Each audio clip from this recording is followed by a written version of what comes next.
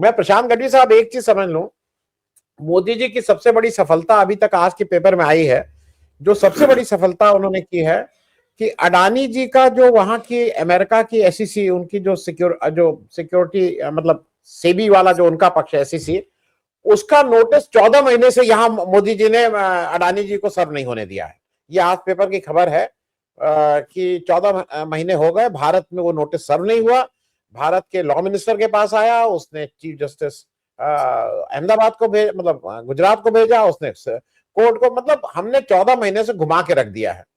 वहां के लोग कह रहे हैं कि साहब ये हमारे यहाँ तो 5-5 साल तक चार्जशीट ही नहीं फाइल होती है। तो हमारी ये एक सफलता तो है कि मोदी जी ने अडानी जी की दोस्ती निभाते हुए वो नहीं सर होने दी।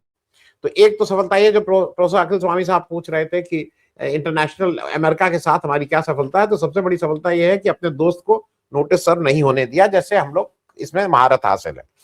मैं जरा एक चीज आपसे पूछ लूं प्रशांत गढ़वी साहब, और वो मैं इसलिए पूछ रहा हूं कि मोदी जी बार बार कहते थे कि हम निष्पक्ष नहीं हैं, हम शांति के पक्षधर हैं। तो अब तो मोदी जी अगर शांति के पक्षधर हैं, तो भाई जो भी उनको लगता हो कि शांति दूत है, उसके साथ खड़े होकर बोलिए ना। आप तो बोलिए, आपकी वाणी, मतलब आपकी वाणी चली गई है, आपको मतलब मेमोरी लॉस तो मैंने सुना था, वॉइस लॉस भी कुछ लोगों का होता था, लेकिन वो कुछ वक्ती तौर पे उस पे लोग कुछ खा के मुलेठी उलेठी खा के आवाज आ जाती थी। आवाज कहाँ चली गई है?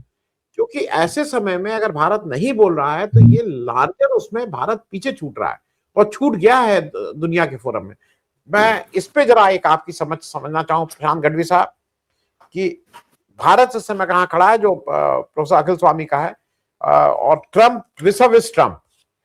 प्रशांत गढ़वी साहब, आज ऑलमोस्ट 1 साल हो गया डोनाल्ड ट्रंप को शपथ लिए हुए, और 1 साल में हमने बहुत कुछ स्पाइक्स टैरिफ के टर्म्स में, नरेंद्र मोदी जी के रिलेशन के टर्म्स में देख लिया है। और आज का सबसे बड़ा इतिहास, आपने बोला इतनी बड़ी सफलता आज मिली अपने को कि डॉलर के सामने हमारा रुपया 92 को टच करने जा रहा है। इससे बड़ी सफलता, बड़ा आगे बढ़ो, 92, 94, 100 सेंचुरी मारेगा तो इसको हमको प्राउडली सेलिब्रेट करना चाहिएगा। तो इससे बड़ी सफलता, और ये विश्वगुरु नेता है हमारे इतने अच्छे, जो ये सब फोरम में जा जाके काम कर रहे हैं, डॉलर को बढ़ा रहे हैं, तो हम क्यों उनके लिए, हमें ऐसा नहीं बोलना चाहिए। हाँ, वो अच्छे आदमी है कि जो पहले जब उन्होंने सत्ता संभाली तब आई थिंक कुछ बहुत छोटा मोटा डेट था हमारे ऊपर, कर्जा था, जो आज की तारीख में 50-60 लाख क्रॉस हो गया, 50-60 लाख करोड़ क्रॉस हो चुका। ये तो कर रहे हैं, अभी करे तो क्या, इंसान इतना तो कर रहा है, फिर भी आप सबको चुभता है। एनीवे, तो कहने वाली बात यह है, हमारे लोक साहित्य में एक बहुत ही बड़ा छोटा जोक्स है कि एक आदमी अपने पत्नी के पीछे बहुत प्रेम में पागल होता है और हो जाता है। तो पत्नी पूछती है कि मैं मर जाऊं, तो बोले मैं पागल हो जाऊं। अच्छा, तो फिर पागल होगा, मैं मर जाऊंगी तो दूसरी शादी करेगा? पागल कुछ भी कर सकता है, तो शादी भी करे ना भी करे।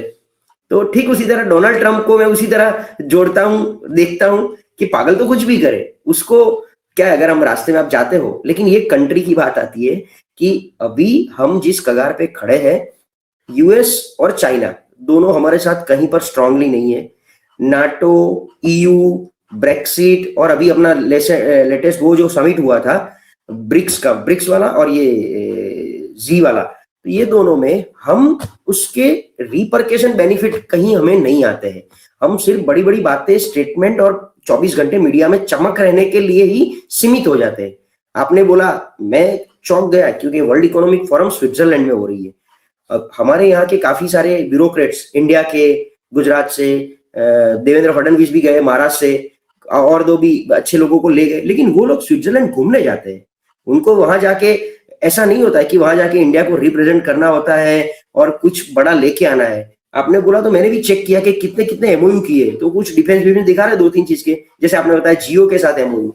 तो मोटा मोटा मुझे लग रहा है कि जवाहरलाल नेहरू और इंदिरा गांधी, उनका जो टेन्योर, और Manmohan Singh also at a time, कि वो 3 के टेन्योर में भले प्रधानमंत्री विजिट नहीं करते थे, लेकिन इंडिया का एक रुख एक से बिल्कुल होता था वर्ल्ड की नजर में, और अकॉर्डिंगली वर्ल्ड भी उनको इतना ही हेल्पफुल बनने के लिए ट्राई करती थी। हम तो मेक इन इंडिया के नाम पे न तो इंडिया में कुछ करते हैं और मेक इन इंडिया क्योंकि बाहर के देश में जो हाई लेवल का एक्सेप्टेंस मिलना चाहिए in terms of trade, in terms of culture, वो अभी भी यहाँ पर रिफ्लेक्ट नहीं हो रहा है। वो हम सबको एक्सेप्ट करना पड़ेगा।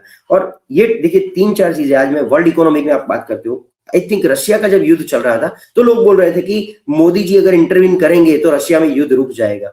तो मोदी जी को जाके बोलना चाहिए वेनेजुएला में ऐसा आप क्यों किया, ग्रीनलैंड का विस्तारवाद आप क्यों कर रहे हो, तो कुछ तो बोलो, अपने मित्रता भाव में उनको समझाओ। लेकिन हमारे यहाँ दो पहलू है, एक वॉल है, वॉल की इस तरफ का चित्र अलग है, इस तरफ का चित्र अलग है। एक तरफ वाला चित्र हिंदुस्तान में किसी को कभी दिखाया नहीं जाता है और लोग इतने उलझे पड़े अपने ईएमआई के और संतोष में, तो सिर्फ जय श्री राम करके वोट दे देते हैं, बाकी ये लेवल वाला इस तरफ आता नहीं है। ओवरऑल ये जो हुआ है वर्ल्ड इकोनॉमिक फोरम, उसका बेनिफिट, आपने ठीक बोला कि प्राइवेट ऑर्गेनाइजेशन है, लेकिन वहां लोग रिप्रेजेंट करके यूएन से लेके ऐसी समिट सिर्फ और सिर्फ एक दूसरे देश को साथ में ऊपर लाने की बात है।